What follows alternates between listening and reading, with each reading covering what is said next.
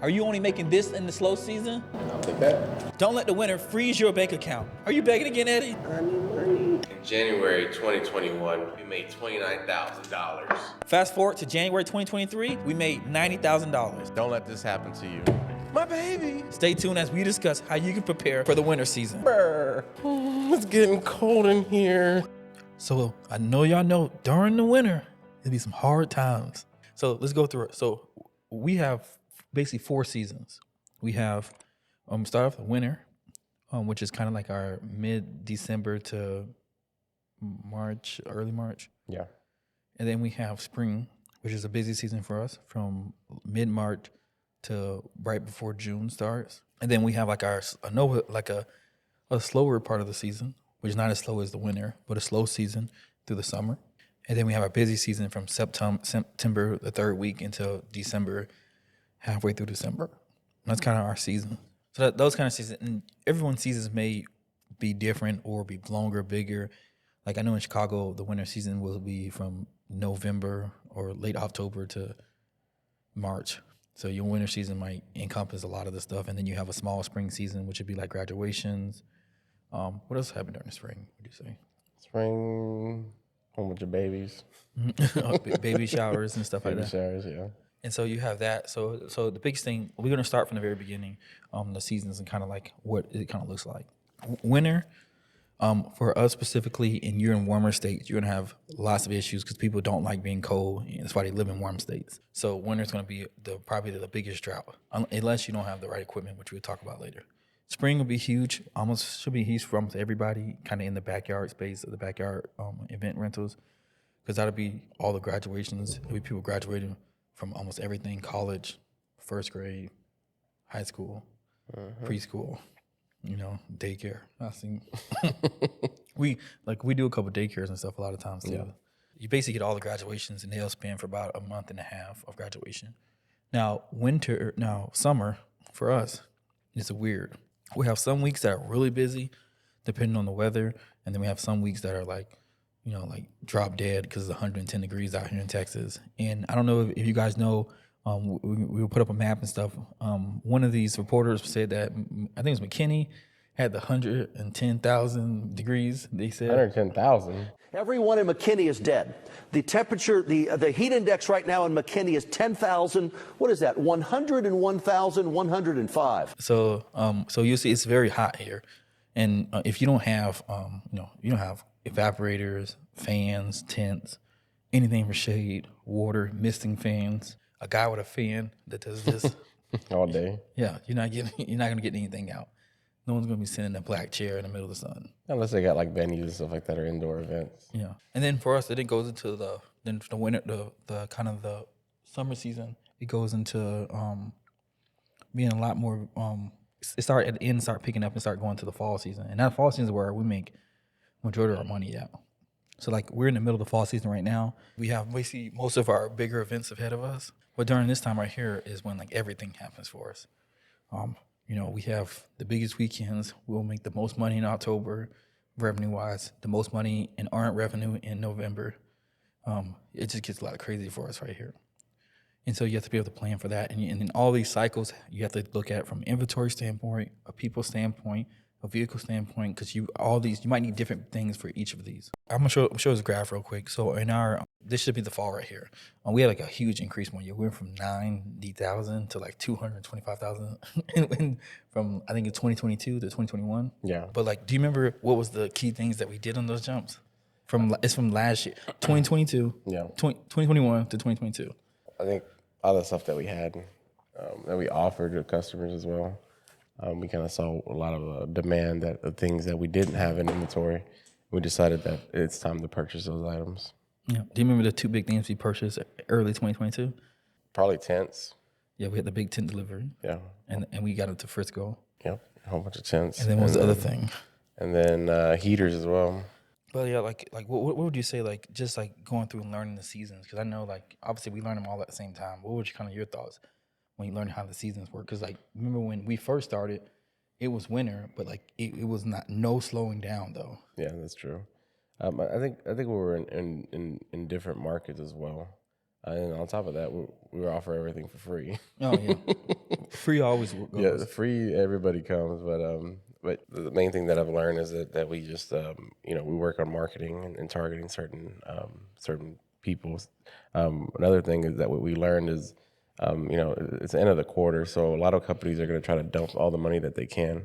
So now that we know that, we'll target companies directly and start pushing towards being a little bit more, and start capitalizing on the bigger companies and doing their Christmas parties and all that good stuff that they do, like end of the year parties, or they even do achievements and stuff like that, awards parties. So that's one thing that I think that over the course of the years that we have been doing this stuff, we kind of strategize and start targeting them to really capitalize on the slower times, because all their events are generally inside or in the big convention.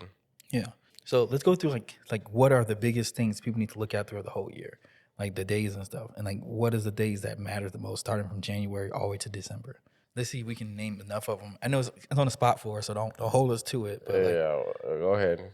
Go ahead. Yeah, you go ahead. Okay, so starting with January, a lot of stuff we've seen from January, there'll be certain companies like when they're starting to sell stuff because people are making these New Year's resolutions.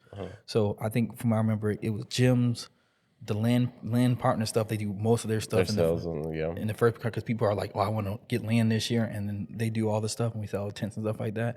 It's like stuff that is based off of New Year resolution. That's somebody acquiring something, some skills, some property, somebody, whatever, whatever it is, kind of that time. And then that's kind of what I see during January the most of. And then there's a lot of conventions during the January. So what's the next one? February. What's in February? Valentine's Day. But Valentine's Day, and here in Texas, well, it's kind of weird. Sometimes it'll ice the roads. So, we're selling salt, not just running out our guys like, "Oh, yeah, we got you." Just start throwing salt all over the place. Yeah, we send the Salt Bay guy to everybody, to everybody's driveways. But, Valentine's Day, a lot of their, what's it? I might have to edit this one. Is it Black History Month in February? Or am I tripping? Yeah. Yeah, it is? Yeah, it's Black History Month. So that's probably why it's our worst month. No, we're partying. Don't keep that. So we're partying. It's a party. Oh, yeah, because then, you're right, because it's Black History Month. Yeah. So there is some parties that goes on, and it's I think it's parade or something. Yeah, there's parades. There's churches that do certain things. Yeah, so a lot of things are starting to ramp up around that time. Yeah. And then also, too, I think some of our craziest things were asked on Valentine's. I think someone at time asked us for I guess it was crazy at the beginning, but it's not crazy now. With the cocktail table? Yeah, it was like 120, and then someone asked us the next day for 200 or something. Because they're speed dating. They're like, "Come on, you need some love. Come in here." So you get into stuff like that, and then they'd be doing a lot of events, because there'd be a lot of events set up for couples. Yeah. And then you can set all the chairs and stuff for those things. But for us specifically, February is probably the worst month of the year, because it's usually the coldest for us. It usually sleet all over everything. And our biggest thing that goes out is tents and heaters during that time. Yeah. In March, I think it started to get interesting, because that's spring. You have people who were cold, but kind of I'm tired of being stuck in the house. Yep. You're going crazy. They're like, "I'm ready to have a party." Yeah, there's the spring weddings. And then it's just kind of just getting warmer, so people just want to be outside. And this will be the first time in the month, because it's the first quarter, the end of the first quarters, where you get to spend some of the business's budgets on doing certain events and stuff. Yeah. Tina, what other holidays are in March? I think St. Patrick's Day is in March. Yeah, we have the St. Patrick's Day. So, yeah. Anything else? Texas Independence Day, which I don't really see Texans celebrate. Yeah, we do. We celebrate get our guns out and just... Yeah, all the barbecues. Yeah. Barbecue and guns. We have Good Friday for the churches. Okay. Oh, yeah. That's why. At the end of the month. Remember? I forgot. Because we have Good Friday, then that leads into... I'm Lily's name. Don't send me to hell for this. But we lead into Easter. Okay, let's go into April. April started to be one of the. I love April. Got Easter. Easter be really big. Basically, everything you have will be at a church near you. Yep. Or something like that. You'll have higher sales in April than you'll have in the work you do, because most people will be booking stuff for the graduations in May and early June. So it looks like there's not really a lot of things on April. There's April Fool's Day, World Autism Awareness Day, Okay, so it's not much in April, but you get most of the sales, and it's a lot warmer than this time. I think most of the weddings come around this time. Yeah. Because May it would get hotter to the end of May here, Yeah. but during April it'll be like good weather. Like, what's the weather around that time? That'd be good to know. So it says that the average high on April is 77 degrees and the mean is 67 degrees. The weather is a big predictor. If you haven't noticed this yet, like if you can look at the weather and anyone you can show me the weather, and I'll tell you exactly what your sales will be for that week. If you can show me the weather. If it's dark outside and it's cold, you're gonna make the least amount of money. It's a scorching heart, and your shadow is destroyed too, because it's underneath you and the sun's burning through everything and leaving your shadows leaving marks in the ground because it's so hot on there. Then like you're not gonna make that much money, but you'll make more money than in the winter. Then people do not like the cold. They don't like the cold. Not like the cold. So any market you go to, if you want to learn about the season fluctuations, the easiest way to do this is just look at the weather. And so that's kind of, from there, great weather. People want to be outside, the weddings, you have engagement parties, all this stuff like that, baby showers that'll go through there. That really can beat them. Now, May, this is the month. This is probably your second best month of the year by far. Like the graduations will bleed you dry. Like, and you can go any way you want to go. You can go up or down. You can go little kids one. They have graduation for everything. Like, and we did a graduation from it was like a cosmetology playing one time, or not one time. I think we do it every year now. We do it from a lot of stuff. Like graduations go crazy. Like if anything that you can think of, you're doing a class on there and it ends. Yard signs are crazy. Yeah. Oh, yard sales. Yard sales, yard signs. Yeah. Okay, so then you have tons of graduation. I'm saying like, if you are just a table and chair person, then May is going to be your month.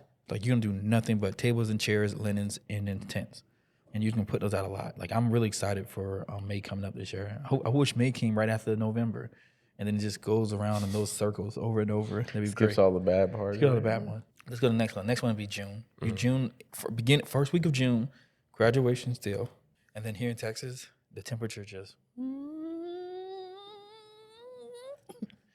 And it gets hot in here. Then you have everywhere you go, you see Nelly everywhere. It's so hot in here. So it gets really hot in June. And then I'm pretty sure there's stuff in June that goes on. And also you have Cinco de Mayo in May. Let's talk about that. We're going to talk about that. It's a lot of holidays in May. May's is amazing. So like so you have that. So next thing, so June. What holidays are in June though, Tina? June holidays, Juneteenth. Juneteenth, yes, that's a newer holiday that we've been celebrating. I seen people do a couple events on that last year. We did like 3 or 4, and then July. 4th of July. We have big events 4th of July. July I think is better than June's better than July. But I wonder. I think earned revenue is better in July, but revenue is better in June. So that's interesting. But July gets very hot here. We had like 30 or 60 days where every day was over 105 degrees. It was like crazy. It's like someone left the oven on in the house, or put the house in the oven, one of the two. For us, that's what it is. But I know for like in Florida and stuff like that, it gets hot, but it wasn't that hot. It wasn't hot as it was here, nowhere near. And I'm pretty sure in California, especially when you get to the Bay Area, it's probably beautiful in July. I can just see it now. It's looking beautiful. In Destin right now. Fishing. Yeah. But it's kind of going there. But that's just for us. And then we start getting more in August. The one problem we have in August is that when the kids go back to school, that week is always bad. It's like one of the worst weeks in the year. Like it's like nothing happens. Like people just only want to focus on Shut it down. They shut it down. They don't want to do no parties the week the kids go to school. Even though you would think they want to do more parties because the kids go to school. Celebrate it. Yeah. Celebrate. Let's come on. What about August? What's in August? There's International Youth Day, Work Like a Dog Day. Oh, I love that day. What day is that? It lands on August 5th. Okay, so that's August. And then also too, on this month that we know really well is that if a holiday falls on a Monday, that week is going to be terrible. We have yet to see anywhere across the board, unless you have some stuff just lined up or something like that from new sales, that you have a good week on a day where people go to work on Monday. Now, the crazy part, if people have Friday off, the week would be good for some reason. Because it's just when people, because usually people, I guess maybe, I don't know, Friday, they got money, they got time, they get paid that day, they can start spending it, the week is good. But on Monday, the weeks are always bad. It'll be like Labor Day, I think it's on Monday, Memorial days. Is that always on Monday, or does sometimes shows up on Monday? So Labor Day is always celebrated on the first Monday of September. Okay, what about Memorial? Memorial Day is always the last Monday of May. Yeah, it's always the worst day of May. But before you go to Memorial Day, the week before Memorial Day will be amazing. Okay, so let's do that. So now we're in September. You have Labor Day, so you're gonna start the month off bad, kind of. Yeah, first week. You first start off. Monday. It'll be bad compared to the other weeks, but not as bad as like first week of January. February. It'll be terrible February. What else do we have to do in September? That's when the wedding season kicks back up. Yeah.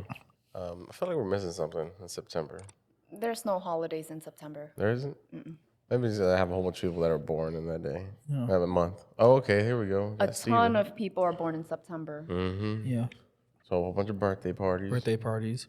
You see people try to plan their events. It seems like this year we had a lot of events in September, like a lot of pre-weddings and stuff like that, or other events thrown around for weddings. Because most of the biggest wedding months over here are May, April, and then you have October and November. Actually, we had a lot of weddings happen on the last week of September. Yeah. So it's just like wedding season just starts, and it's the tent kickoff when nothing but tents go out. So you go from winter tents, spring tents, summer tents, to a whole bunch of fall tents, and then the cycle continues over and over. Tents are just good in most of these areas. I know a lot of people with bounce houses, they tend to struggle more in the winter time because nobody wants a bounce house or water slide. So that one person, remember, who booked it in the Oh man, that was winter? crazy. I remember that. And it was like it had snow all over it, and we had to brush it off and then roll it up. And it was so heavy. Yeah. Yeah, that sucked. And it was muddy too. Yeah, so sometimes, but I think, the bounce houses probably have our issue. Pipe and drape and stuff, if you're a pipe and drape person, because like, you just remind me, Tina, we had a poll, right? That was about what was people's main equipment that we put on the YouTube. Yeah, we do have a poll. So basically, mostly everyone said that they make money most out of tables and chairs. I believe the second was tents. I'm not going to lie, pipe and drapes scored pretty lowly with our audience. See, they're not Missing out. Yeah, they're missing out. So that's interesting. So next month, October, a lot of stuff going on. We're gonna be busy. It's crazy. A bunch of parties. Yeah, basically, I think for almost everywhere, September, October are gonna be kind of really busy. November for us, Thanksgiving is like the busiest day of the year. Like Orders are like 2 tables, chairs. $100 delivery. Yeah, love it. Love it. And then right next to another one. Oh, it's the best part. You go on the street and they have like two customers here, then like a mile from here, like another 3. It's like It's all Amazon. over the place. Yeah. I remember Eddie, like, where you at? Like, man, I got like 6 on this same street. Yeah, at that point, we just have them, and then one guy in the back just throwing the tables and chairs on the line, like, you going? And you make a lot of money down there. You can make a killing during that time. It's basically like for that one day, it's like 1 or 2 days that you do the stuff, and you can do so many chairs and stuff and tables on there. And you'll have some tents and stuff you put up, but most of the stuff will be chairs and tables. People trying to get a little extra seating stuff for their thing. And I'm pretty sure where I've seen, at least in Chicago, Tampa, and Orlando, the stuff I have evidence on. And then here, Austin, and then in what's the other place? Houston. All of those, Thanksgiving is popping on all of those completely. And then you'll usually sell out of chairs for that weekend. Whatever you have, you'll sell out of. There's Veterans Day. Veterans Day is a good day. Most people take it off. It's kind of like Labor Day, Memorial Days. People grill, have a good time, bring everybody together. People like that. People really like when it falls on Fridays or Mondays. But if it falls on a Monday, you're going to lose money that week. So you get to November, tons of weddings. You're going to have the most weddings possible. Most events and stuff going to be happening. You're going to run out of inventory, at least for most from our standpoint.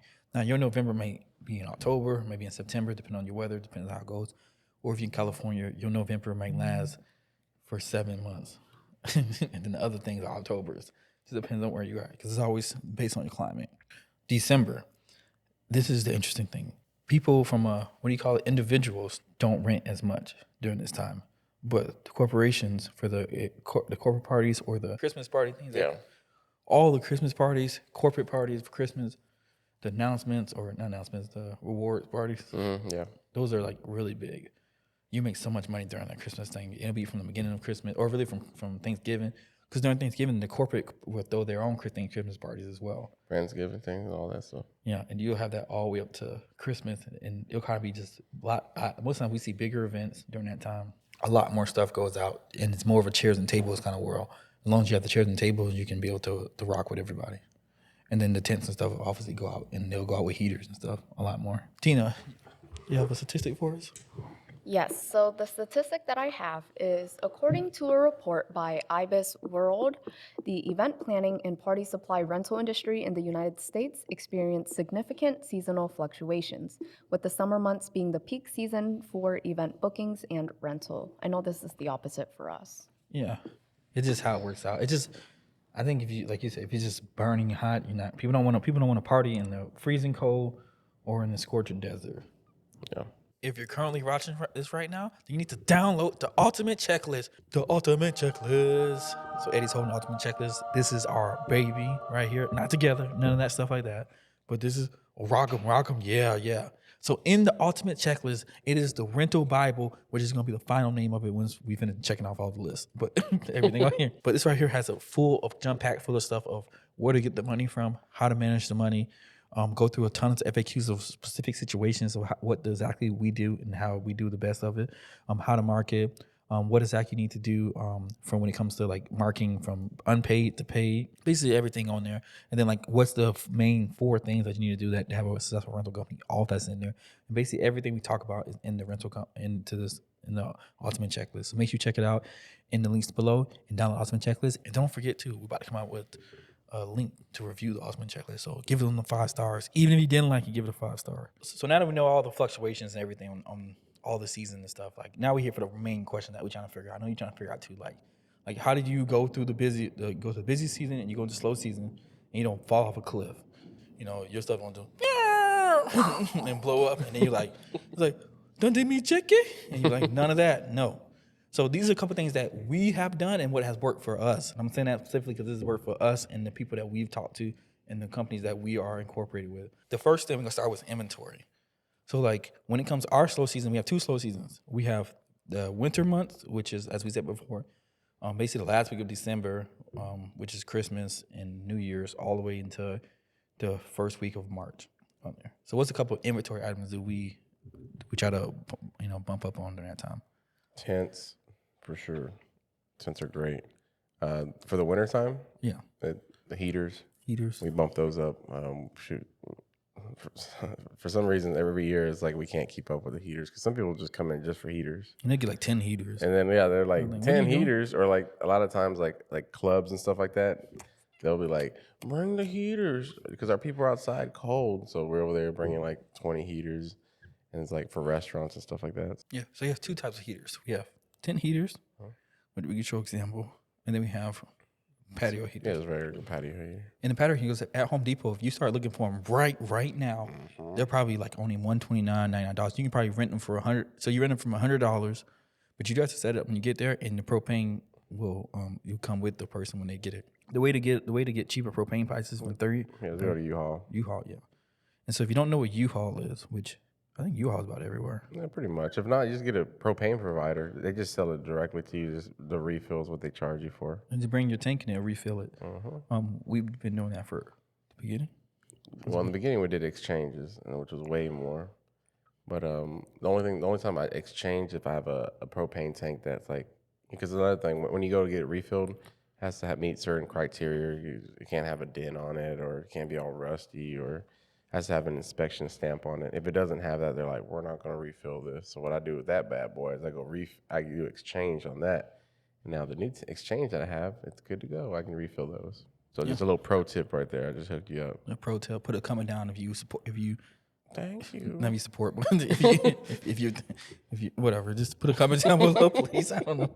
So that's the inventory. So generally tents and heating elements, kind of the base thing goes for. And another thing too that Eddie forgot, which I think he combined with tents, was the other thing. Sidewalls. Sidewalls. And like lots of sidewalls. Lots of sidewalls. That's the only way they can be able to keep the heat into the tent. Yeah. So how do you feel about people putting in the high peak ones, people putting the patio heaters underneath there? Well, I think in the comment section, a lot of people are like, no, you're not supposed to do that. It's going to burn. We've done that plenty of times. But I think it's about positioning because, like, obviously you're not going to put it on the low point. If you put it towards the center, it'll be fine. You know, we've done that plenty of times. I mean, like, a lot. And we've had yet to have any issues with the tent burning or anything like that. Yeah, but obviously there's a big price difference too. Like the patio heater, like you said, is like $100 something right now. The tent heater, those things are like 1,000 plus. It's a lot of money. So if you can't afford that, then you can roll with the patio heater. Just like I said, just worry about placement and also instruct customers like, hey, this thing can't be moving around because you'll get auntie like, oh, auntie's cold over there. Like, no, it's right there. Auntie better come over here. Yeah, it's too close over there. So stuff like that. Or another thing you can do to kind of compensate is just get bigger legs to push it up because that cross cable, I think for the most part, they're like 8-foot tall legs. You can put like a 10-foot tall. Another thing that I think we did really well in this last season, is with labor costs. So what was kind of your strategy when you kind of went into this labor cost study? Well, I think from the previous years, a lot of times I was holding on to things. This time coming around, basically once I saw a drop in the actual like orders, I immediately went and made the change. That was the difference before, and I understand a lot because like I think a lot of people when you're first starting off, they're emotionally attached and like, oh no, I don't want to. But realistically, you need to do what's best for the business. And if you hold on too long, like these are real dollars, and if they're going out and not enough's coming in, you can shrivel up and the business won't make it through the season. Yeah, and then everybody gets fired instead of a couple people who might just got to be put to the back burner for a month or so. Yeah. That's the surviving in a way. Like I said, we've done a lot of things, especially this year. I'm actually really curious to see that'll benefit us. That instead of just surviving, it's more of a thriving. Yeah, because we got barricades we enter in now. We made a huge investment in barricades and a big investment into pipe and drape. And then if we can get our dish and wear stuff down too, that'll be good because there's still events going on down there. So that's pretty straightforward. Just have your stuff. What have we been doing right now? I have a small budget of all our fixed items on there that has everything that we have to pay, and then basically only has the stuff that is necessary. And then you need to make sure you make at least whatever that amount is, 4 to 5 times that amount or something like that. Also, too, your labor costs. If you're doing commission based or if you're doing it by hourly, if you're doing hourly, you have to watch your hours. Commission based, you should make it where it just makes sure you have your profit built into it. Yeah. And then with the hourly stuff, you got to just watch your hours or lower the cost of the hours on there and just get different people in there. So from a budget, we kind of already talking about from like a fixed cost stuff. Just get all your costs down, every single thing that's your business. Make a section of it. This is everything. This is the vital stuff, and then just make your plan so that if you come to it and you're getting too close, drop the unvital stuff and do the vital things. Yep. And then another thing is, around this time of the year, you just basically need to be like when the time's good, you need to save that money. That way, you need to plan for the worst case scenario because the main thing is that you just don't want to not be able to pay your expenses or your overhead because you can't pay. Then, like I said, we said before, it's game over. So, when the good time, don't go out and get the Bentley and like, all right, yeah, I'm doing this. And, just save that money. Shimon Lee. Yeah, right. Save that money. That way, whenever it does happen, you'll have options either to, jump on opportunity or, ride it out the wave. You know what I mean? But that's pretty much it. Yeah. So for us, if you can get yourself a credit line, we have one inside the Ultimate Checklist that you can log into doing. It's one that we have. There's a couple of them in there. Just look through there, look through your business, your banking, stuff like that. So you get a credit line. That'll help out. Just don't only use it we use it basically for the winter stuff, and then just have capital set to the side for it. The biggest thing that we try to do is just make sure you can cover your big fixed costs. Mm-hmm. If you can cover all your fixed costs, most of your variable costs is only based on when you're making money, so it's a lot easier. So that could be basically everything else besides like your fixed insurance, all that stuff. But that's like a big thing. Then we use the data from a lot of our stuff that we use. So from last year, we have all the data from how many demand we have for the heaters, when the demand start, when the demand ends that we use to be able to go through. This is what we use in our current software. I'm gonna put up a little section that shows kind of like the demand charts and stuff, so you can see it. But that's kind of how we go through and do it. So I actually have 2 statistics for the segment. The first one is according to a study by Salesforce, businesses that maintain customer engagement year-round, even during slow seasons, can experience a 22% increase in customer retention and a 33% increase in cross-sell and upsell revenue. So our second statistic is organizations that extensively utilize data analytics are more inclined to surpass their competitors, experiencing an average boost in their operating margin of 6%. This is pretty self-explanatory. Like if you're using data-driven strategies or making decisions based off the data you have, it just works out so much better. I seen for us, it's made a huge difference. And like we're not even at a point now where we have all the data down. Yeah, we collect a lot of it, and I think that's been a big changing factor as far as like how our company is able to grow so fast. Just because like I think the first year we just grabbed all the data, all the numbers, even with the drivers and how everything's working and how fast things are going. We can easily manipulate this things that way. It's more profitable, which is great. You don't want to be just shooting in the dark, just guessing. You want more data means more options and more accuracy and like the decisions that you need to make in order to survive or thrive. Yeah, and then the more data you have, you know exactly where to put the numbers at, so you can make sure you know where the numbers to be at, so you can be profitable. Wake up, Eddie! Wake up! You relaxed today. What's going on? My Zen's up. Your Zen's up. You have Zen business? Oh, Zen Business is the only one I go with. If you don't have Zen's business and you don't have an LLC, time to get legit, like we said last time. Get Zen business, perfect. And I think it has something really special. What does it have? Mark Cuban. Zen business helps you out, really helps out. We've used it personally. Check it out. Helps the company out and helps us make better videos like this. Zen Mark Cuban.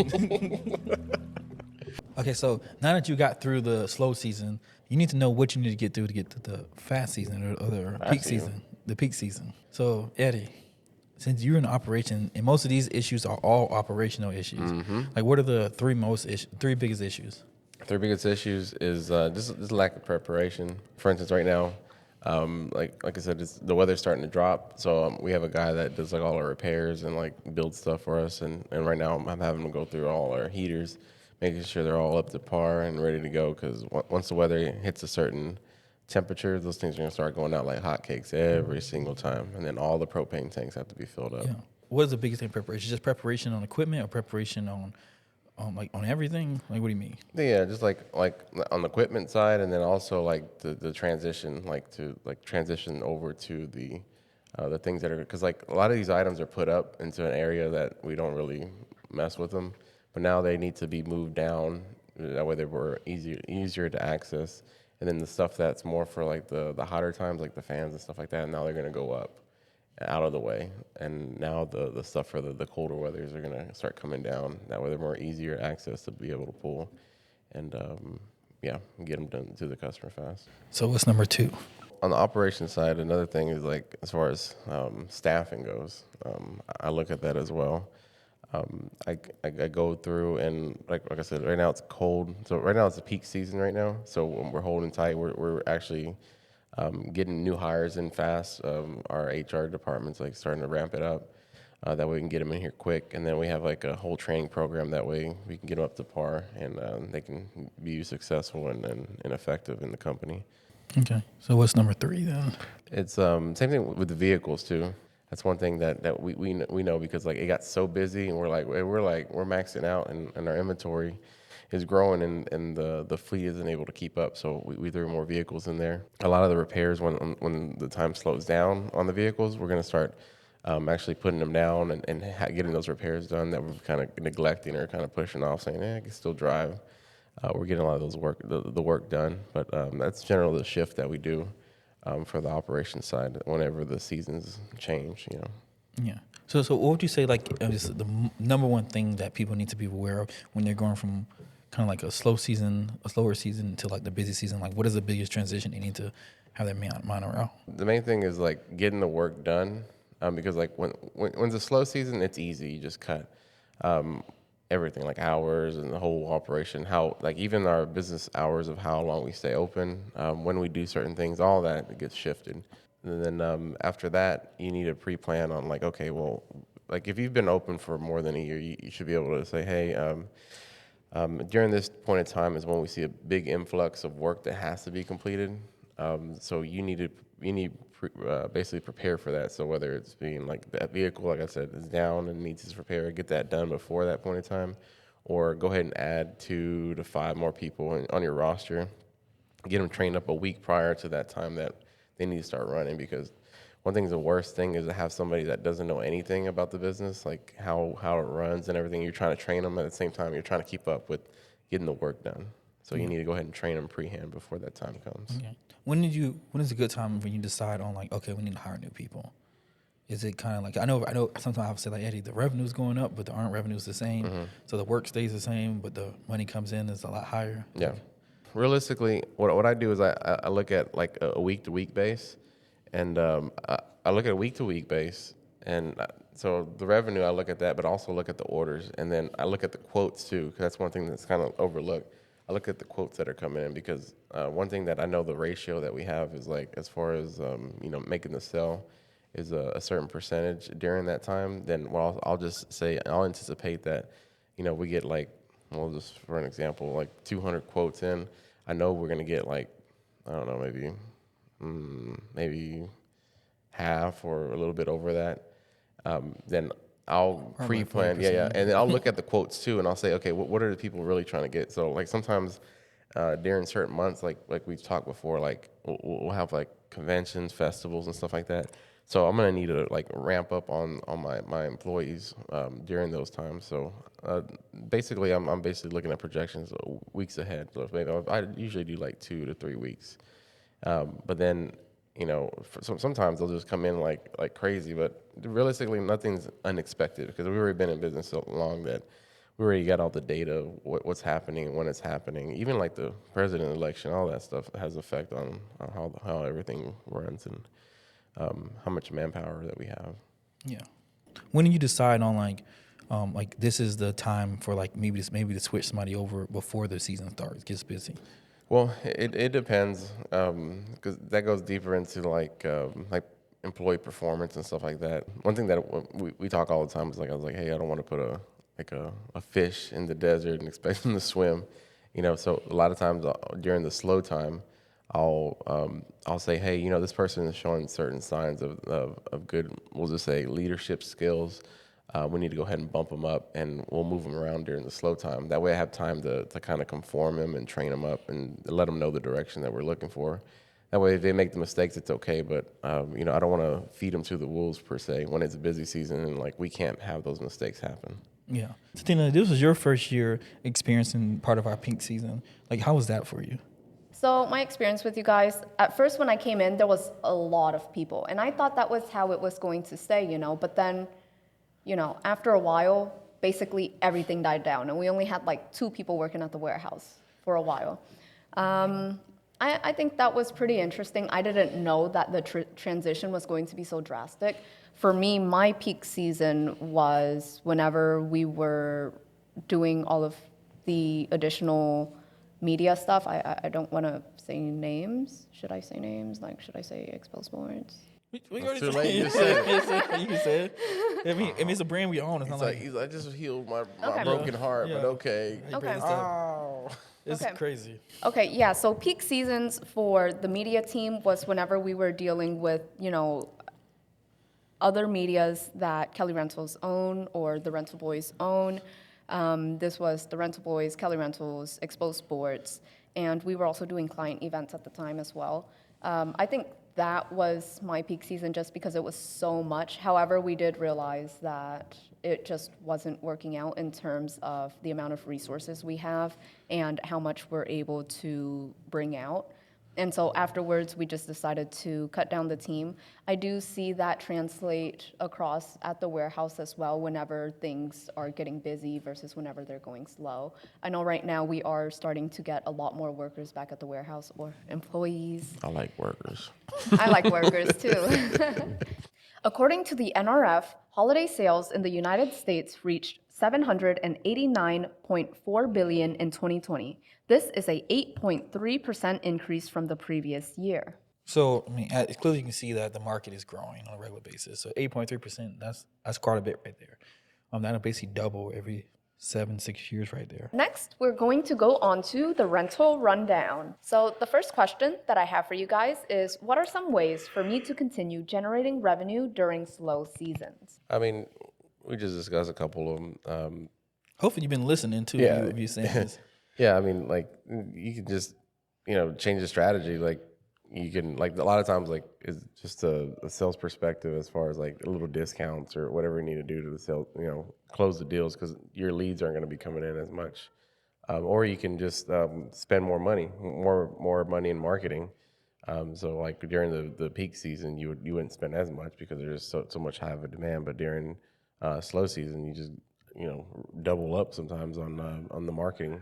That way, the ones that you do get in there, you just really have to start closing the sales on those. Another thing like you can do is to generate more revenue is maybe offer different services, with your teams. Like for instance, we do staffing and stuff like that. It's just a little extra cherry on top of the stuff that we already sell. We do packages as far as like for media and stuff like that. But yeah, there's a whole array of different things that you could do to generate more money. Yeah. So what can I do if I can't reach the demand during peak seasons? Well, that's how it should be. You need to just acquire more inventory, more staff, more vehicles, just the whole thing. But that's going to be a thing for a long time until only reason why you want to even meet you will be able to meet the demand is because your pricing is wrong, or you don't you're like top dog. Even the top dogs get they'll get cleaned down and everything too. They don't have that much stuff there for no reason. Thank you guys so much for watching. If you haven't already, make sure you get the ultimate checklist. Me and Eddie would really appreciate it. We'll give you a cookie if you go ahead and subscribe and like right now. If you don't like cookies, then we'll give you oatmeal pie. Is that a thing? Oatmeal pie? Yeah. I guess it can be. Make sure you get the ultimate checklist out and also get the links down below. And my voice is giving out and our middle camera just died. But thank you guys so much for watching. I'm Xavier Kelly. I'm Eddie Sauceda. And we'll see you in the next one. See ya.